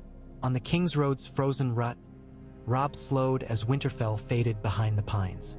He turned in his saddle. Cersei followed his gaze. From this ridge, the castle looked small. A child's toy dwarfed by blank distance. "Will it stand without us?" she asked. "It must," he said, "like a candle left to guide us home." Gray wind lifted his muzzle skyward and howled, long and low, a note that carried over ice and forest and ruin. The riders behind fell quiet, hearts pulled by that mournful sound. Cersei drew her sword, raised it so steel caught dawnlight. Robb raised his. Myrcella, bold, mirrored them. 1,000 blades followed. Metal chimed a single ringing chord that echoed off stone and sky. Then they turned north, into wind as sharp as shattered glass, carrying within that chord a promise. When ice meets fire on the wall, the song born from wolf and lion would decide whether dawn ever came again.